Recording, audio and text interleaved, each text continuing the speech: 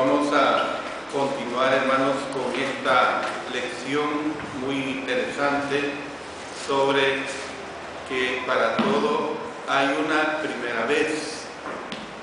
En la clase pasada vimos que se da el comienzo del ministerio de Jesús, los primeros discípulos de Jesús en Judea, el primer milagro de Jesús en Caná de Galilea y la primera vez que Jesús reside en Capernaum.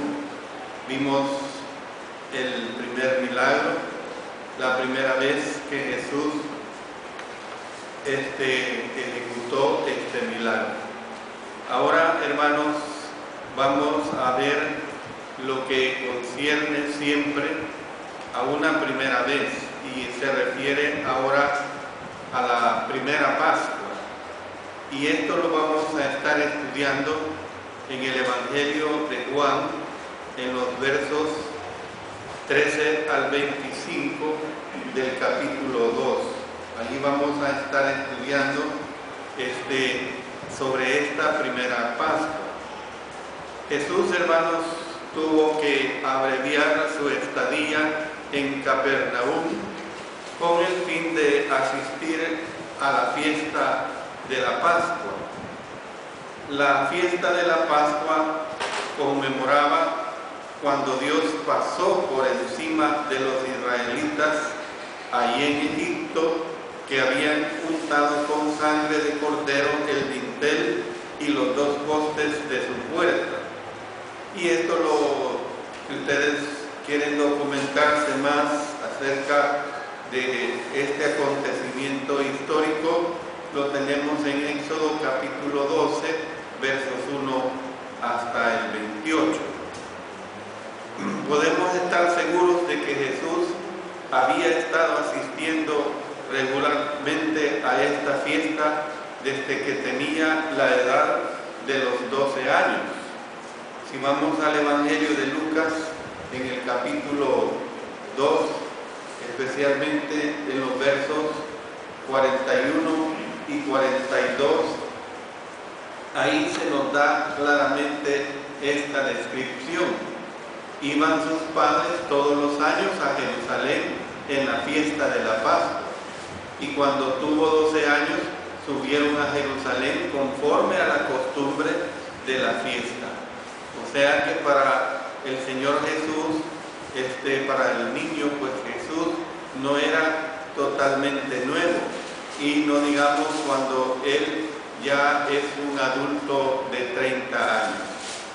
Sin embargo, esta Pascua fue la primera Pascua de su ministerio público. Esta era también la primera aparición en público que hacía Jesús desde que había comenzado su ministerio. Y podemos decir que comenzó de una manera dramática, llevando a cabo su primera purificación del templo. No se debe confundir, hermanos, esta purificación con la purificación del templo que llevó a cabo en la última semana de su ministerio y que está plasmada en Mateo capítulo 21 en los versos 12 y 13. Allí dice: y entró Jesús en el templo de Dios y echó fuera a todos los que vendían y compraban en el templo, y volcó las mesas de los cambistas y las sillas de los que vendían palomas, y les dijo: escrito está, mi casa, casa de oración será llamada, mas vosotros la habéis hecho cueva de ladrones. El comercio que se llevaba a cabo en el templo había sido el resultado de la llegada de los judíos que venían de todo el mundo para celebrar las fiestas judías más importantes. Ellos le daban una relevancia notable. Esto lo podemos documentar si vemos en Hechos capítulo 2, el verso 5 dice: Moraban entonces en Jerusalén judíos, varones piadosos de todas las naciones bajo el cielo. Y los versos 9 al 11 dicen: partos, medos, elamitas y los que habitamos en Mesopotamia, en Judea, en Capadocia, en el Ponto y en Asia, en Frigia y Panfilia, en Egipto y en las regiones de África más allá de Cirene, y romanos aquí residentes, tanto judíos como prosélitos, cretenses y árabes, les oímos hablar en nuestras lenguas las maravillas de Dios. A todo judío se le exigía pagar al templo un impuesto anual de medio ciclo. Era una obligación que tenían que pagar este impuesto de medio ciclo. Las autoridades judías sustentaban esta práctica basada en Éxodo capítulo 30, en el versículo 13. Miren lo que dice Éxodo capítulo 30, el verso 13. Esto dará todo aquel que sea contado medio ciclo conforme al ciclo del santuario. El ciclo es de 20 eras. La mitad de un ciclo será la ofrenda a Jehová. Entonces nosotros podemos ver pues que las autoridades del templo no permitían que tal impuesto se pagara con una moneda extranjera, de modo que es esta una de las razones por la que eran necesarios los cambistas, o sea, los que mercaban con la moneda. También todo judío debía hacer ciertos sacrificios de animales durante los días de fiesta. Era una obligación para ellos que se dieran estos sacrificios de animales. Y la mayoría de los que venían de otras tierras no podían traer animales con ellos, de modo que ellos tenían que comprarlos después de que llegaban. Como he mencionado y la escritura lo dice, era una fiesta verdaderamente solemne, era una fiesta verdaderamente notoria. Entonces, fue así, hermanos, como se originó la venta de ganado en el templo. Y estos negocios se llevaban a cabo aparentemente en el atrio de los gentiles. Hay dos palabras griegas para referirse al templo. Una de ellas es la palabra naos. Esta palabra naos se refería a la parte sagrada del templo. La otra palabra es hierón. Esta palabra hierón se refería al complejo del templo en su totalidad, incluido el atrio de los gentiles. O sea, el atrio de los gentiles era hasta donde los gentiles podían llegar. Y esta es la segunda palabra que se usa aquí. ¿Ven? Es la palabra hierón la que se está usando acá. Pudieron haberse originado como un servicio para los viajeros que venían de todo el mundo, pero estos negocios se deterioraron hasta convertirse en una forma de hacer dinero, en una forma puramente mercantilista que llegóse a degenerar al grado que los sacerdotes controlaban estos negocios. Los sacerdotes que servían en el templo controlaban estos negocios, y entonces pues era algo que se había salido ya de lo que debería hacerse en relación a esta necesidad de estos animales que tenían que sacrificar. El primer acto público de Jesús constituyó una manifestación de su celo por la casa de Dios y la voluntad de Dios. Podemos ver que cuando echaban a los mercadores, decía: la casa de mi padre, casa de mercado. Ahí usted lo puede ver en el verso 16 del capítulo 2 que hemos tomado como base. Y más adelante, en una ocasión parecida, en el libro de Mateo, o el Evangelio de Mateo, capítulo 21, versículos 13, decía: escrito está, mi casa, casa de oración será llamada, mas vosotros la habéis hecho cueva de ladrones. Entonces nosotros podemos ver que el primer acto público de Jesús también fue una manifestación de su autoridad aprobada por Dios. Dice en el Evangelio de Mateo, en el capítulo 3 y el verso 17, hablando acerca de esta autoridad de nuestro Señor Jesucristo, de la siguiente manera: y hubo una voz de los cielos que decía: este es mi Hijo amado, en quien tengo complacencia. En otras palabras, estaba diciendo el Padre Eterno que en Él depositaba toda la autoridad. Más adelante, en el capítulo 7 de Mateo, verso 29, dice: porque les enseñaba como quien tiene autoridad y no como los escribas. Entonces, nosotros podemos ver que molestos los jerarcas del templo, pues desafiaron esa autoridad.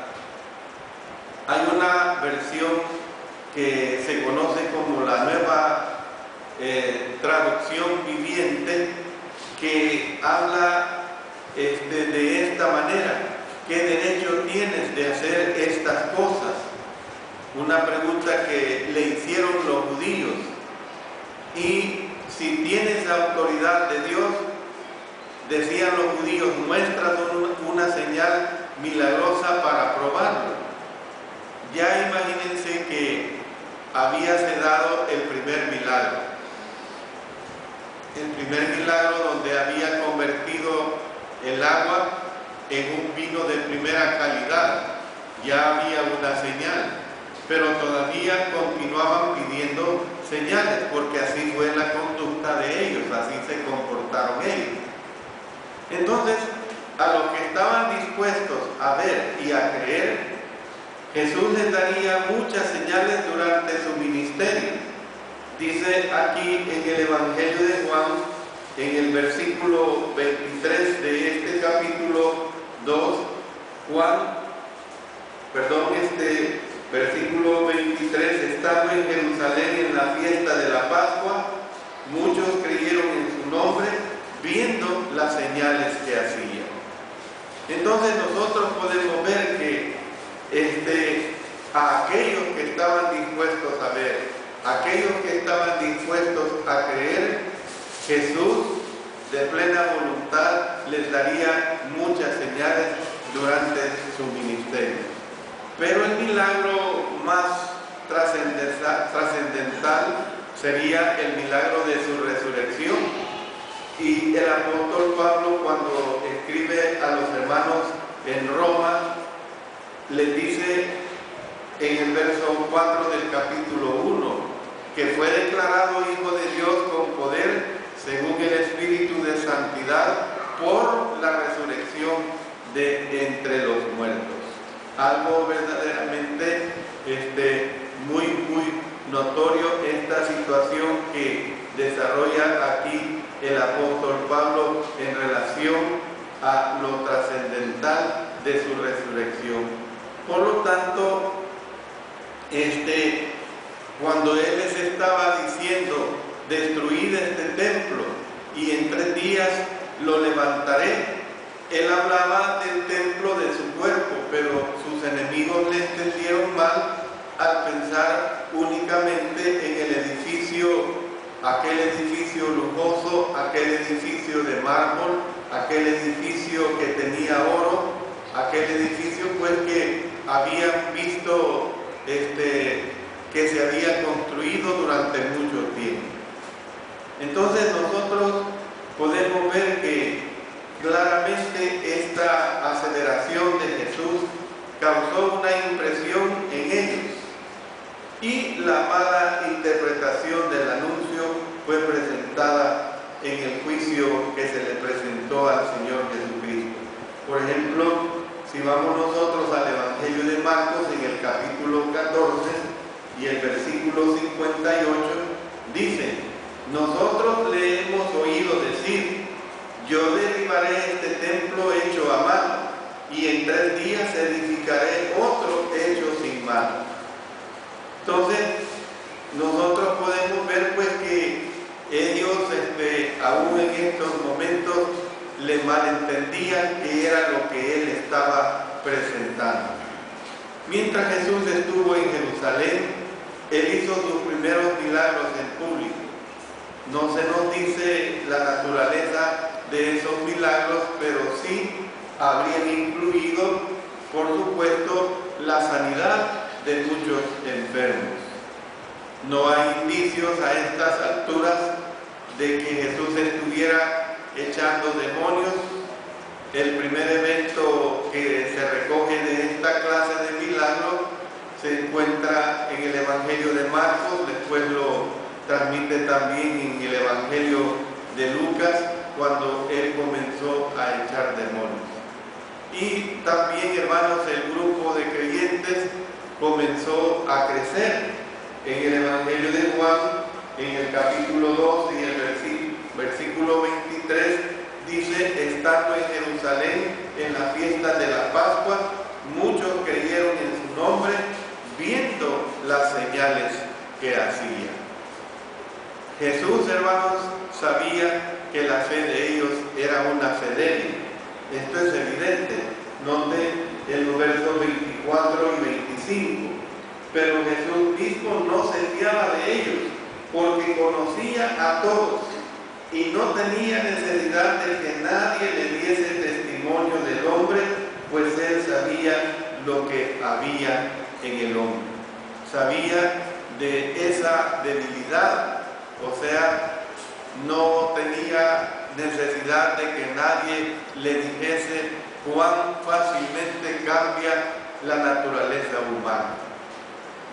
Entonces, así nosotros podemos ver pues en esta otra parte en relación a todo lo que aconteció en esa primera Pascua, que él se presenta en una forma ya pública dentro de este ministerio.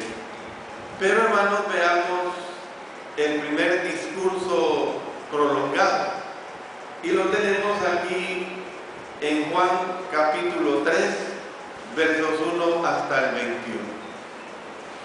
Aquí, hermanos, en este primer discurso prolongado, mientras Jesús estaba en Jerusalén, dice la Escritura que un principal entre los judíos, aparentemente Nicodemo, era miembro del concilio o del Sanedrín. Por eso se habla como un principal entre los judíos, que se llamaba Nicodemo, vino a verlo una noche. Ahora bien, el hecho de que Nicodemo, hermanos, vino de noche puede tener algún motivo. Si vamos más adelante en el Evangelio de Juan, en el capítulo 19 y el versículo 39, ahí se expresa algo interesante.